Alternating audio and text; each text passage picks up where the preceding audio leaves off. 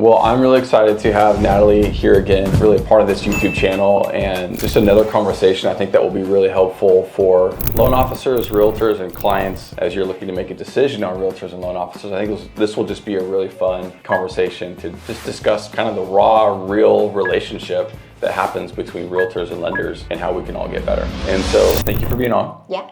I'm really excited to talk to you. You're one of the best realtors I know in the county, but I would also say in the country. Like, you're in that top 1%. And so it's really exciting to talk to somebody like that. Cool. So the topic I want to get into today has to do with, what does every realtor expect from their loan officer? Not from the guise of just getting the job done, but from the guise of being excellent.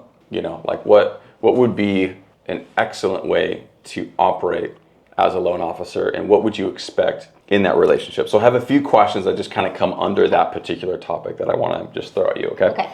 So be honest. Okay, that wasn't the question. We've got questions under that. We got more. That was very broad. Questions. We have questions that apply specifically to that. So the first one is going to be, okay, what are a few pet peeves that you have with loan officers that you've worked with in the past? Obviously, you've never experienced that with me, but truly, like, what would be some pet peeves that you've seen that have happened in transactions, whether it's on the upfront process or mid-transaction?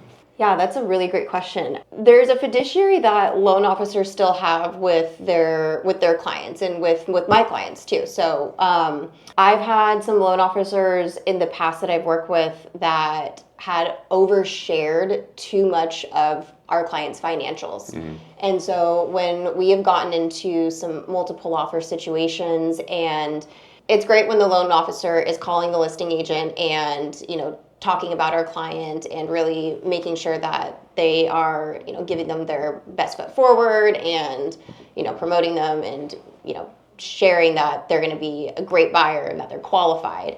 However, when the listing agent they're going to push and they're going to ask, can they go up? Can they push their price more? And I've had lenders share that they can go up higher in their price point, or they can pay for their own concessions. And so it's really important that a lender still shares that fiduciary to that client, even though they are competing against another offer.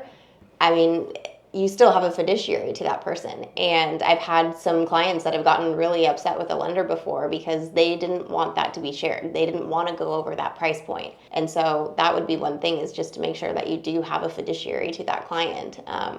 That's a great point. In that scenario. So you're basically saying, like, just guarding the client and making sure that, there's not more information that's revealed that needs to be revealed. Absolutely. To certain parties in the transaction. Yes. Define fiduciary. Fiduciary is, making sure that you're working on your client's behalf and having 100% their best interest at all times. Yeah.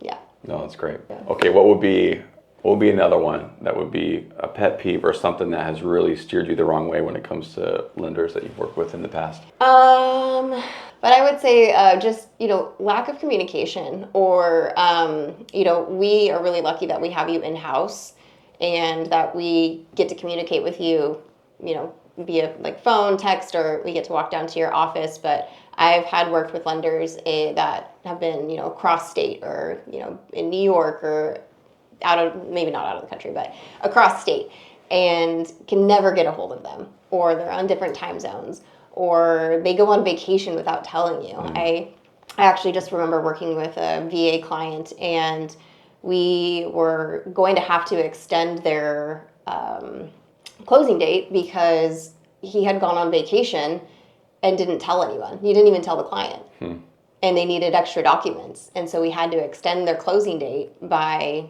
like a week. And because the underwriter needed documents that he didn't tell the client. And so the new loan officer that was taking over requested those documents on a Monday when he should have requested them on a Friday, but he went on vacation. So yeah, communication is really important in those situations. Okay. Yeah. Okay.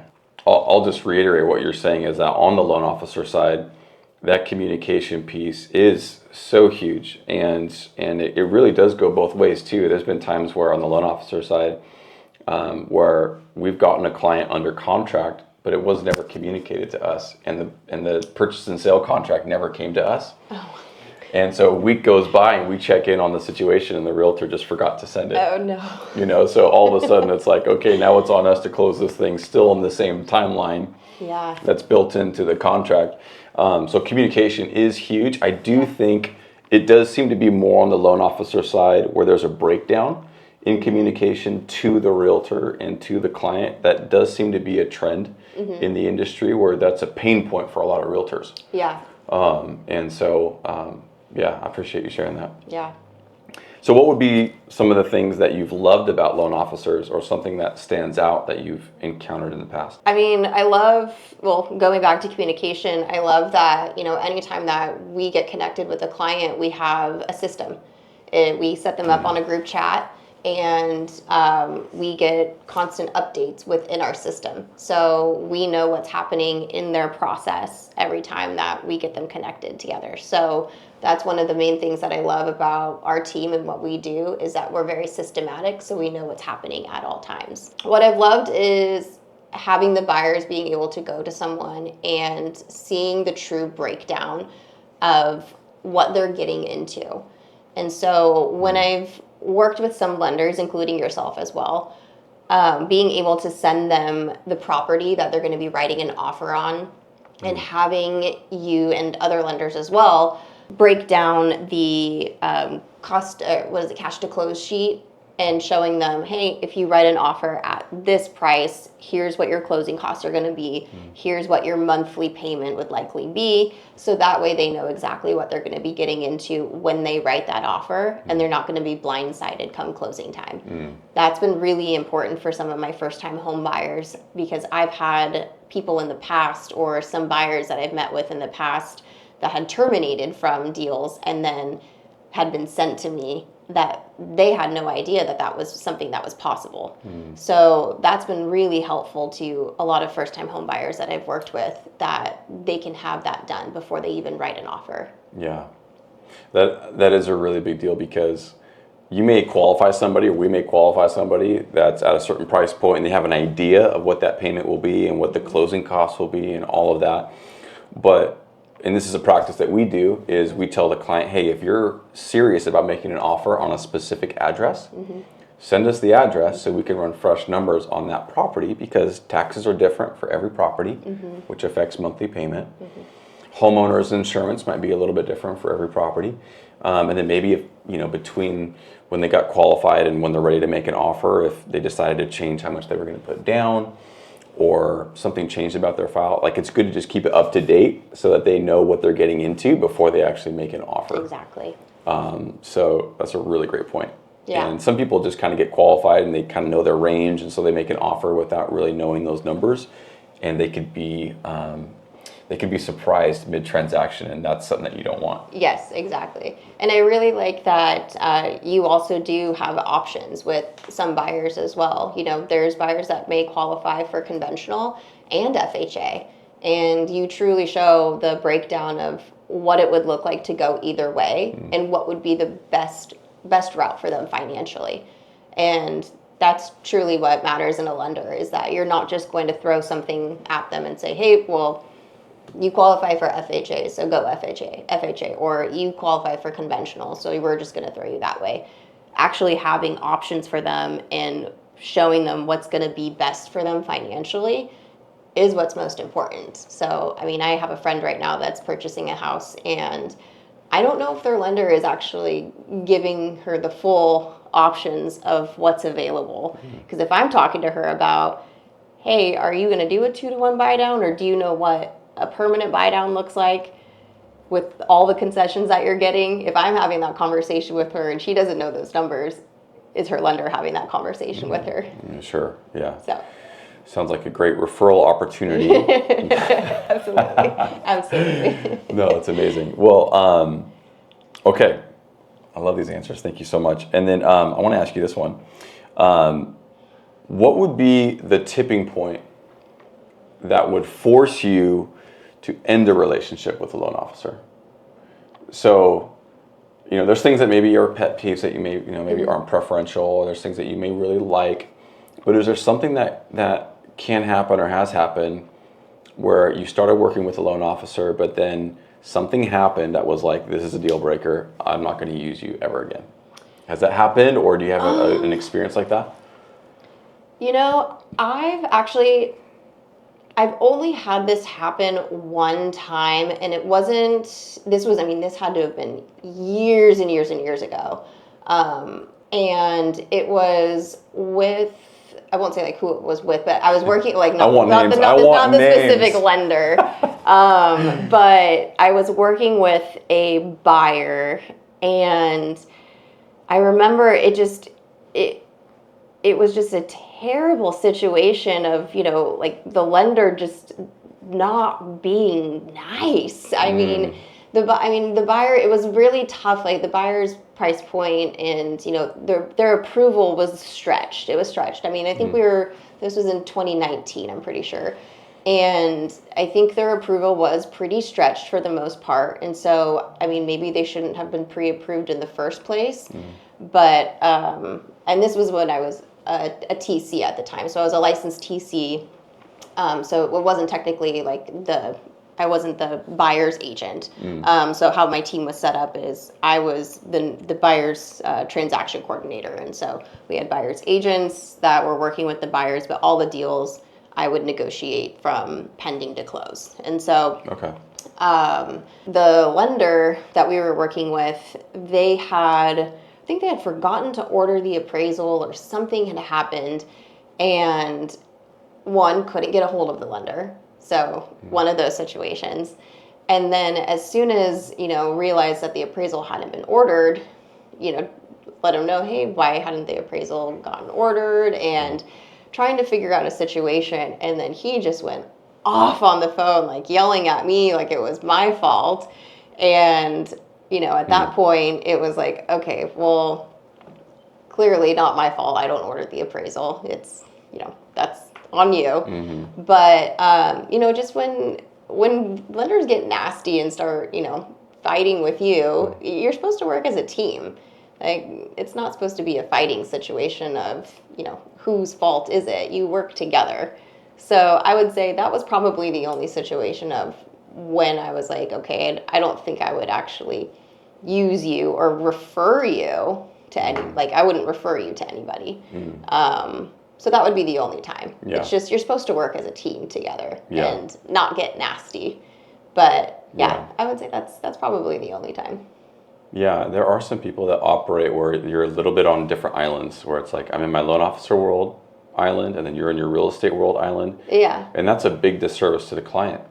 Where if you're a team and you're communicating together and you're staying tight, communicating about things that are hopefully keeping the client guarded without, because sometimes there's things that go on that are like maybe some little fires that are going on that I've seen lenders communicate to clients prematurely about things that are issues and gets the clients all freaked out when it's probably going to get settled, no problem. It just takes communication between the lender and the realtor to kind of figure out a solution. Yeah. So, because that's our whole job, is really to like be a team and to help this be as smooth as possible for the client and to mitigate what's already a stressful situation, no matter what, but to mitigate that stress as much as we can. Yeah. And so that's unfortunate. That's a tough one. Yeah, it was really weird. But yeah, I've never had a cut done, would never, not talk or whatever. Yeah, I would never, have been like, won't work with that person ever again. But that would be one of those situations where, I probably wouldn't refer anybody to them, but it wasn't, my choice and lender anyway. That was the buyer's choice. So. Yeah, well, that's good. Yeah. That's great that you haven't had very many experiences like that. Yeah. That's awesome. Well, a couple more quick ones. When it comes to seller concessions and that whole idea, do you prefer the loan officer talks about that with your client, or do you like to be the one to communicate that with your client? I think it's great when a lender talks about the option of seller concessions as far as, what they are. But when it comes to the agent talking about getting them negotiated, I think that's really important for the agent to talk to the buyer about, because it's not always possible that they can get negotiated. And so it's really important not to get their hopes up that they can get negotiated. That's a good point. Yeah. So depending on the market and, you know, what the offer situation is, it's good for them to know what their maximum offer concessions could be. But for us to let them know if they can or cannot get negotiated. Yeah.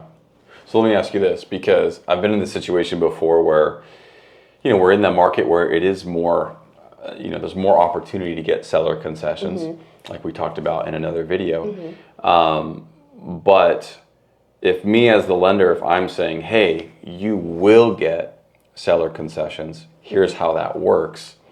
As opposed to saying, and this is a question for you, as opposed to saying, hey, if you can get seller concessions, if it can be negotiated, here's what's possible. Is that okay to communicate with the client, say, hey, if you can get seller concessions, here's what's possible? Or would you even just prefer like the conversation of seller concessions to kind of wait until maybe you have the conversation first? That's a great question. And I think that goes hand in hand, because when we do our buyer consultations as well too, usually that's, you know, hand in hand when we introduce them to the lender or when they talk with you as well. And when I'm talking with the buyer before my consultation, I go over that with them as well. So it's briefly talked about before they talk with their lender, or maybe they've talked with the lender before, but I go over that in my consultation with them. And then when you talk with them in their pre-approval process, you know, the concession amount is different. It can be 3% or it can be 6%, depending on what their qualification is. So I think it would be great for them to know what it could be, but be careful around guaranteeing if it can get negotiated. Okay. So if I'm hearing you correctly, like, would it be good to say something along the lines of, like, to just set the right expectation for them when it comes to, hey, if you can get this negotiated, here's what's possible, but it's not a guarantee that you can. And it's good to kind of be ready for either situation. Something like that? Yeah, definitely set expectations, because it will definitely vary depending on what situation that they're in and what they're offering on, because it really just depends. Yeah. Okay. I appreciate that. Yeah. It's really helpful. Okay. Well, are there any questions that you would have that you would want to ask a loan officer? Anything specific that you would have in mind? For any first-time home buyer that is afraid to fill out their loan application, the biggest fear for them is a credit pull. That is one of the biggest things that I've had a lot of buyers tell me, is that they don't want a big hard credit pull.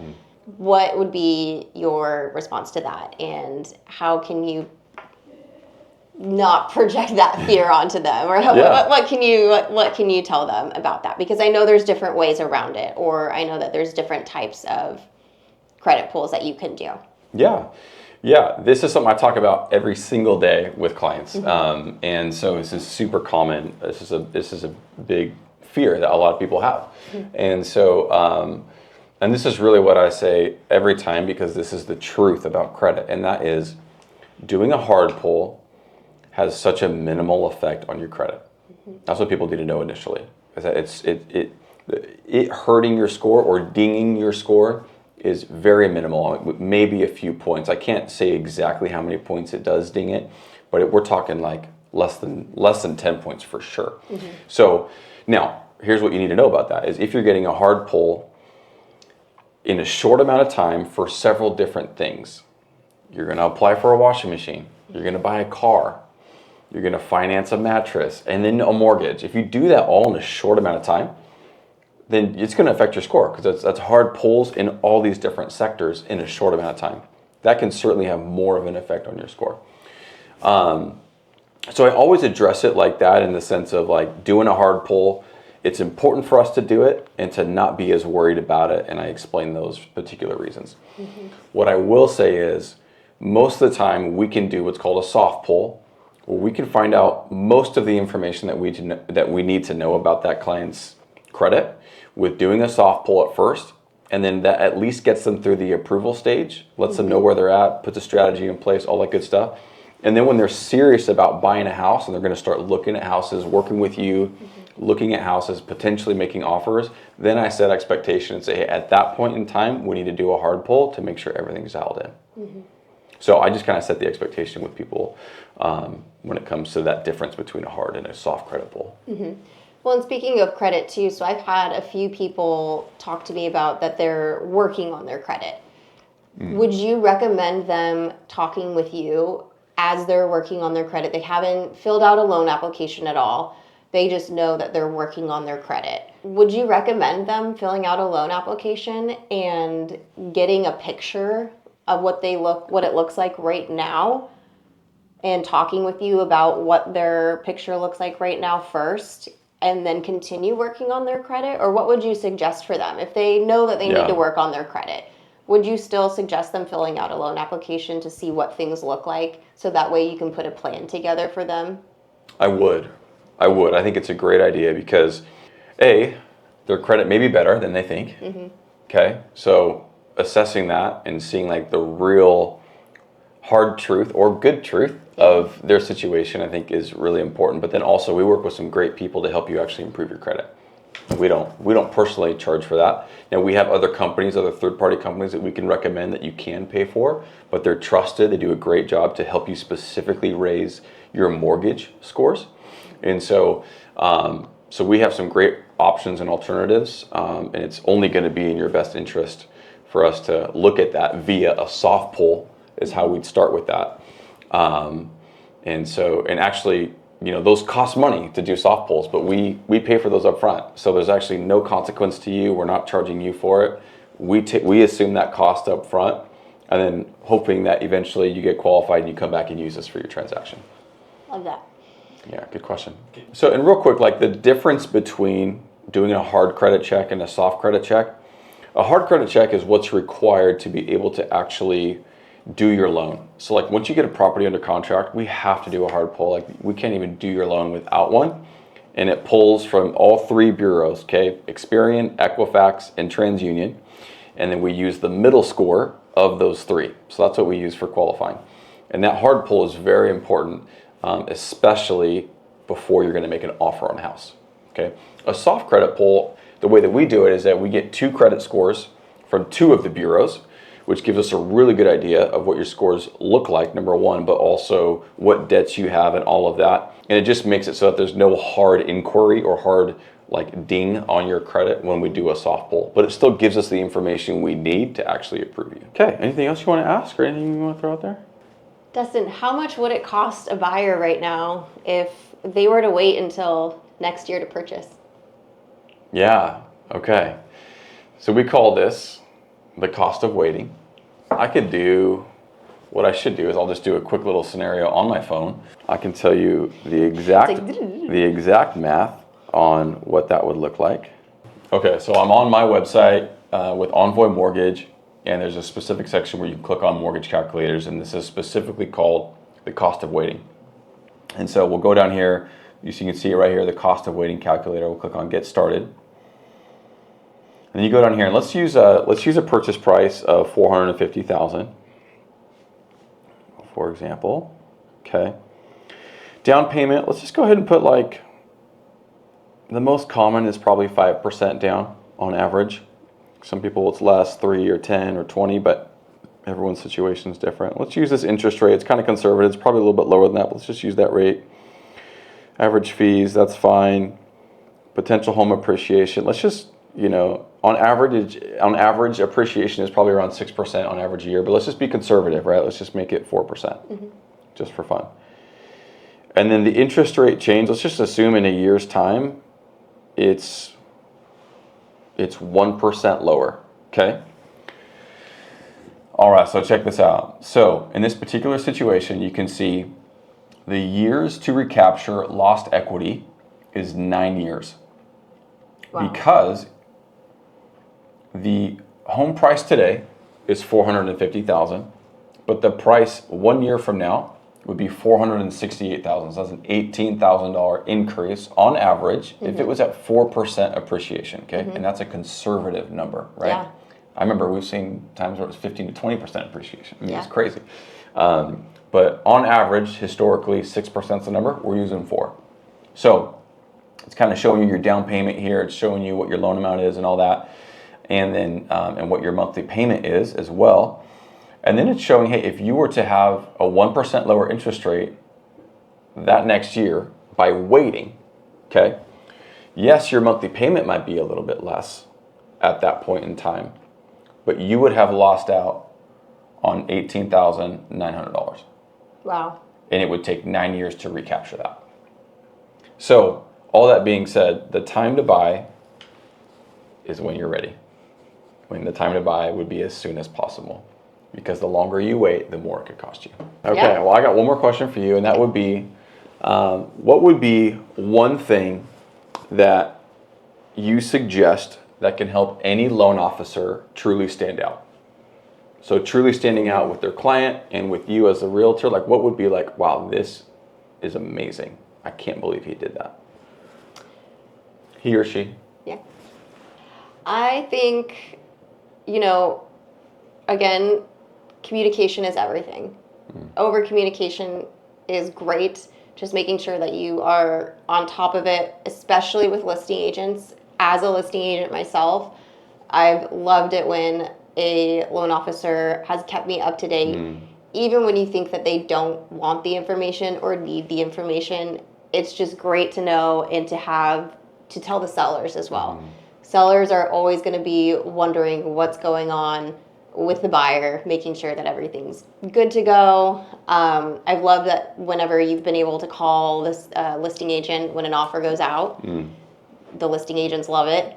And then also being able to just communicate with the clients and making sure that they're at ease. Buying a house is scary for most, even if somebody's done it before. I know we're working with some clients together right now that they've bought houses before. They have multiple houses right now, and they're working to buy another one together. And it's still a very unfamiliar process, even though they have bought houses in the past. So just being able to, be that advocate for a client and being that peace of mind that everything is going to be smooth. And just, again, I think communication goes so much further than people think. With every party that's in the transaction, and really being that team player. It just makes all the difference for everything and for everybody that's involved. Okay. Yeah. Awesome. Well, thank you so much for sharing. Super helpful. And if you're watching, please like and subscribe. This has been an amazing conversation with Natalie, and I know I've learned a lot, and there's always things to improve on. You never arrive in this industry. You always have to fine tune and get better and better. And communication is huge, and it's something that I pride myself on, but it's also something that can always be improved upon. And so I know I got some good takeaways today, and I hope this was a value add to you. Have a great day, and like and subscribe. Thanks.